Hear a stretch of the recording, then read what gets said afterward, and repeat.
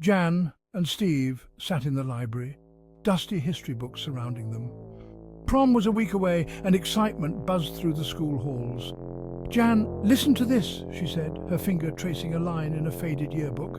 1987, no prom king and queen crowned. A tragic accident. Steve leaned in, intrigued. He loved a good mystery.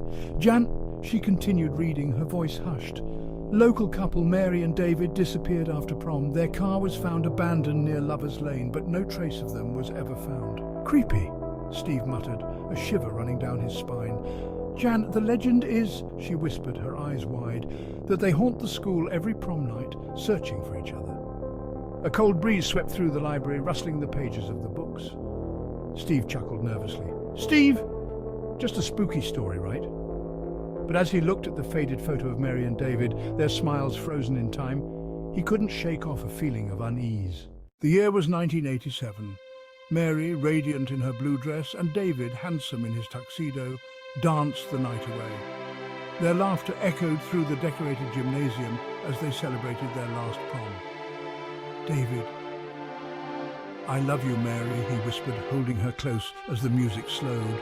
"Tonight is perfect." But as the night wore on, a strange unease settled over them. The music seemed to fade, replaced by an eerie silence. Their smiles faltered as they noticed the other students vanishing, the once lively dance floor now empty. "David, let's get out of here," he said, his voice tight with sudden anxiety. They rushed out of the school, their footsteps echoing in the deserted hallways. They drove towards Lover's Lane, a familiar spot where they shared their first kiss. As the fog rolled in, thick and disorienting, David swore he saw figures in the shadows, their eyes glowing with an unnatural light.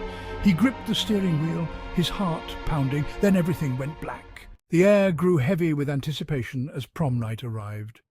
Steve couldn't shake off the story of Mary and David.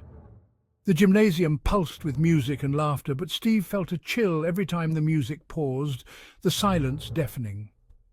He saw Jan across the crowded dance floor, her face pale. Suddenly, the lights flickered, plunging the room into darkness. Screams erupted from the students, a wave of panic washing over them. When the lights flickered back on, the room seemed colder. Steve saw them then, two figures at the edge of the dance floor, a boy and a girl, dressed in clothes that seemed straight out of the 80s, their faces pale and ghostly. Their eyes, filled with a longing sadness, scanned the crowd, searching for something, someone. Steve's breath caught in his throat. He gripped Jan's hand, his own clammy with fear. As quickly as they appeared, the figures vanished, leaving behind a lingering chill and an echo of despair. The ghostly couple drifted through the school hallways, unseen and unheard by the revellers. Mary's laughter echoed faintly, a mournful sound that sent shivers down Steve's spine. "They're trapped," Jan whispered, her voice trembling. They relived that night, searching for each other, for an escape. Steve felt a pang of sympathy for the ghostly couple. They were victims of a cruel twist of fate, forever bound to the night of their disappearance. He looked at the other students, oblivious to the spectral presence around them, and felt a surge of protectiveness. He had to do something. A single red rose lay on the floor, its petals already browning at the edges. It was the same type of rose David wore on his lapel in the yearbook photo. Steve picked it up, a wave of sadness washing over him. "We need to help them," Steve said, his voice firm despite the fear twisting in his gut. He told Jan his plan, a crazy idea to break the cycle, to lay the spirits to rest. Using the yearbook as their guide, they recreated Mary and David's last moments, leading them away from the school, away from the prom. They placed the rose on the hood of Steve's car, parked near the spot where Mary and David's car was found. As midnight approached, the air crackled with energy. The ghostly figures appeared beside the car, their forms solidifying. This time they weren't searching, but looking at each other, a glimmer of peace in their eyes.